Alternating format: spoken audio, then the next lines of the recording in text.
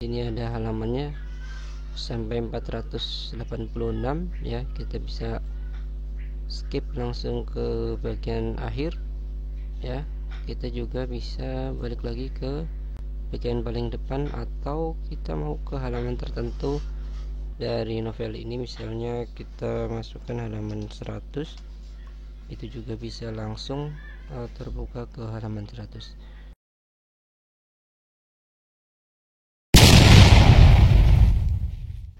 Halo, assalamualaikum warahmatullahi wabarakatuh. Selamat datang kembali di channel video pembelajaran. Pada video kali ini saya akan sharing tentang perpustakaan digital yang ada di sebuah instansi pendidikan. Barangkali nanti bisa diterapkan di instansi teman-teman. Yang akan kita bahas adalah tentang aplikasinya dan kemudian cara penggunaannya.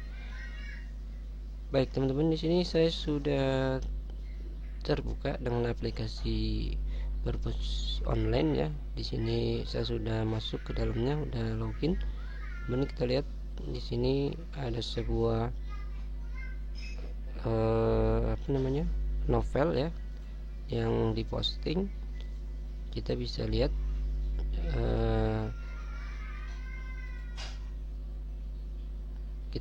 di sini untuk membacanya cukup mudah, sama seperti buku-buku yang offline gitu ya. Jadi sini ada halamannya sampai 486 ya. Kita bisa skip langsung ke bagian akhir ya. Kita juga bisa balik lagi ke bagian paling depan, atau kita mau ke halaman tertentu dari novel ini. Misalnya kita masukkan halaman 100, itu juga bisa langsung terbuka ke halaman 100. Artinya aplikasi ini cukup mudah digunakan dan bisa diakses dimanapun karena menggunakan media online. Baik teman-teman, selanjutnya kita akan jelaskan tentang aplikasi yang ada di dalamnya. Simak terus video ini sampai habis, mudah-mudahan bermanfaat. Kita lanjutkan penjelasannya berikut ini. Baik teman-teman, pada bagian ini kita akan membahas aplikasinya ya. Di sini saya sudah punya satu folder Perpus ya, dimana ini merupakan aplikasi berbasis framework Laravel ya. Jadi kita akan mengkonfigurasi di local server ya. Kita akan gunakan Git base ya teman-teman. Yang paham programming tentunya sudah sering menggunakan aplikasi Git base ini. Di sini kita akan jalankan ya local server dengan PHP artisan self ya. Kemudian akan kita buka di browser, halaman localhost-nya akan terbuka seperti ini, halaman login. Kemudian jika teman-teman belum punya akun, akan disarankan untuk membuat akun dulu ya. Di bagian bawah ada daftar, kemudian kita bisa isikan nama, email, kemudian password, dan juga mau checklist persetujuan ya. Kemudian daftar. Setelah daftar kita bisa langsung login ya. Itu prosedur untuk menggunakan aplikasi ini, dan kita akan nyalakan lokal servernya di SAM-pp ini karena dia akan mengakses database. Jadi kita nyalakan dulu, baru kita klik login. Nah, ini sudah masuk di dalam aplikasi lokal kita untuk perpustakaan yang akan kita gunakan di online begitu ya. Tampilannya seperti ini ya. Ada halaman user ya, ada menunya, ada perpus, kemudian daftar buku ya ini ya. Ada kategori, ya.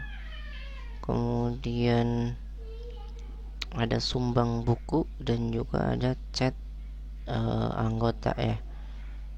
Kita buka satu buku ini.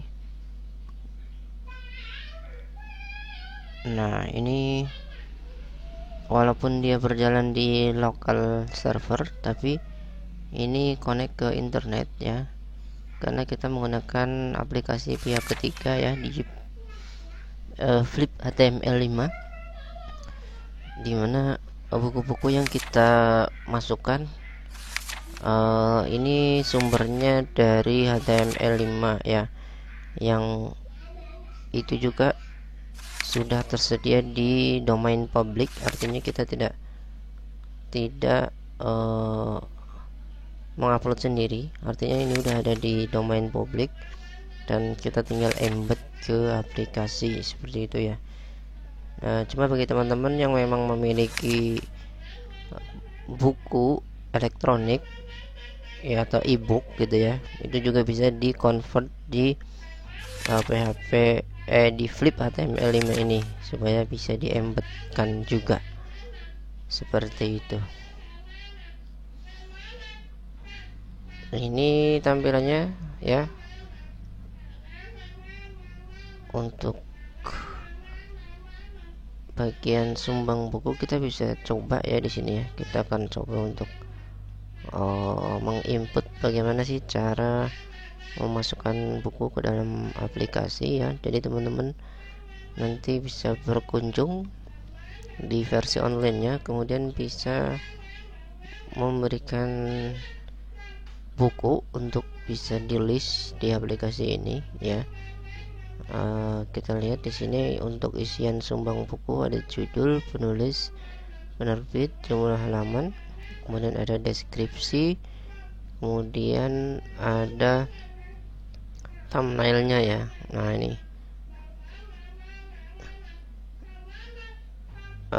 kita akan coba buka di HTML5 ya. Jadi kalau teman-teman lihat di pojok kanan tadi ada HTML5. Nah, kita masuk ke HTML5 nya ya.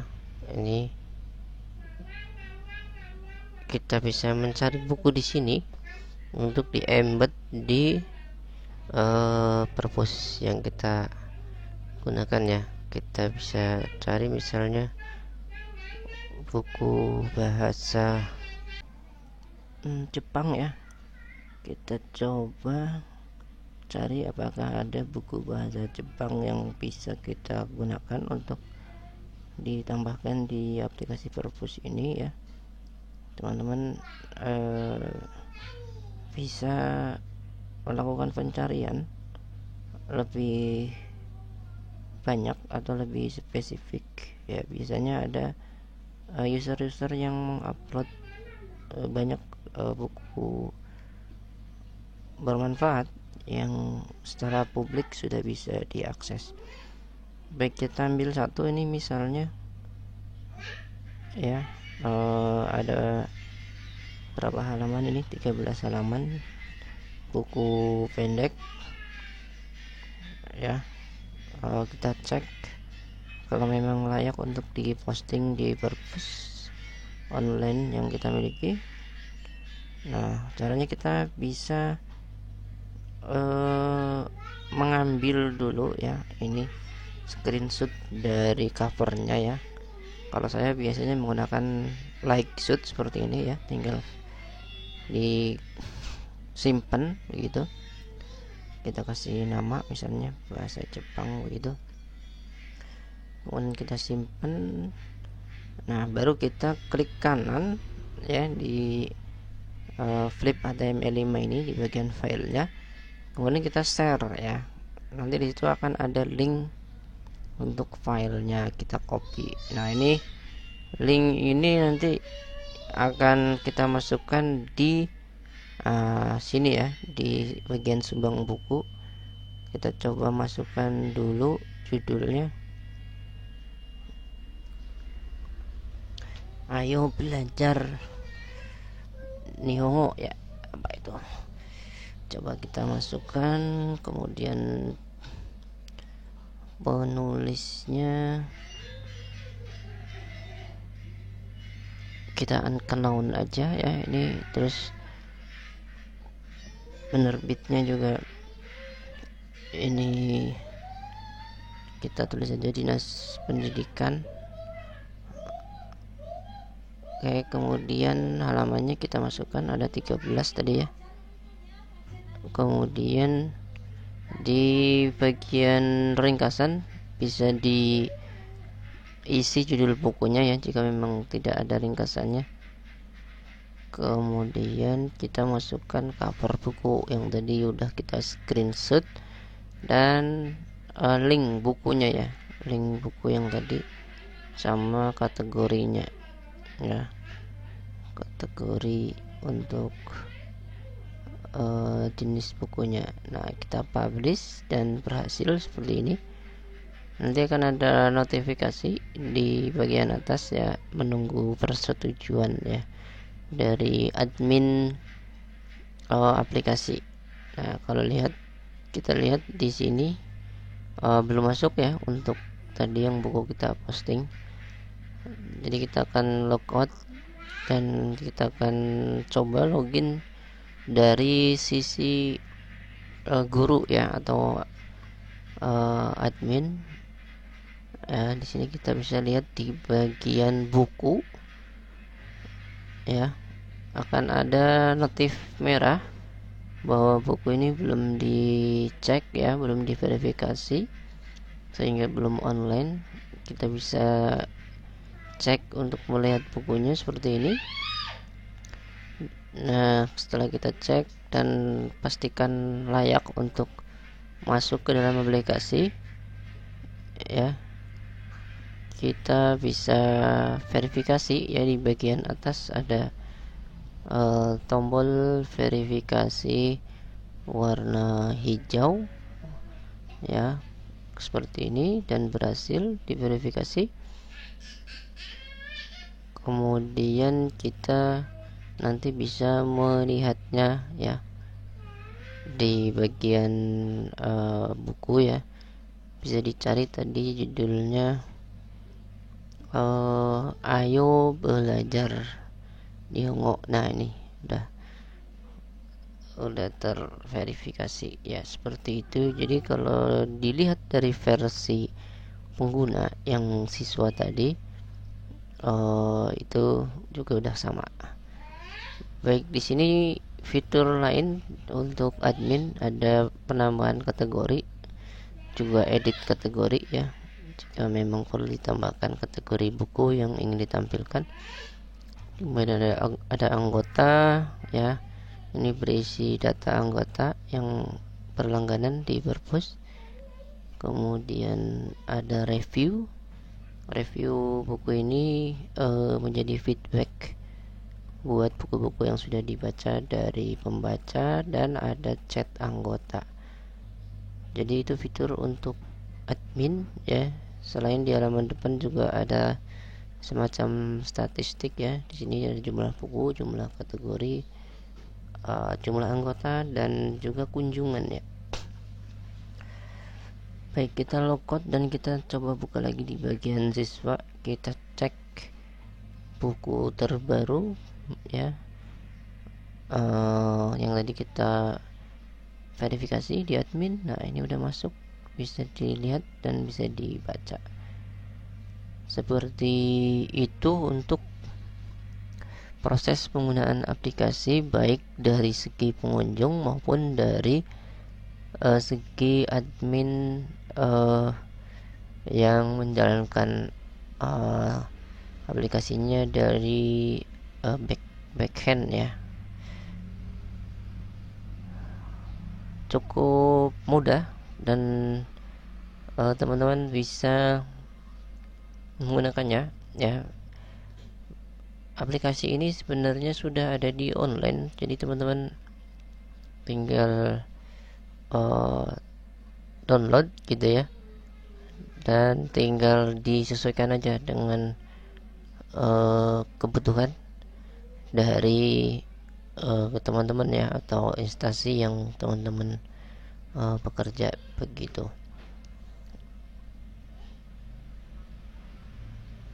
Baik, mungkin itu ya yang bisa saya bagikan. Disclaimernya di sini, ini aplikasi saya dapat dari online gitu ya. Kemudian buku-buku yang di posting juga sudah ada di domain online, artinya berkenaan dengan hak cipta dan lain sebagainya itu sudah ada. Jadi kita tidak melanggar untuk hak cipta yang memang dimiliki oleh penerbit maupun aplikasi ini ya. Jadi kalau memang perlu diskusi silahkan didiskusikan ya. Kalau memang ada yang keberatan dengan buku yang diposting atau dari bagian yang lain, bisa didiskusikan di kolom komentar ya. Jadi ini semata-mata untuk membantu media literasi ya di sekolah, sehingga bisa menarik perhatian anak-anak untuk membaca ya, memperbanyak literasi baca ya, dan bisa dimanfaatkan dengan sebaik-baiknya ya. Itu saja mungkin yang bisa saya sampaikan. Terima kasih atas perhatiannya ya. Jangan lupa subscribe channel video pembelajaran untuk mendapatkan video terbaru lainnya. Terima kasih atas perhatiannya. Wassalamualaikum warahmatullahi wabarakatuh.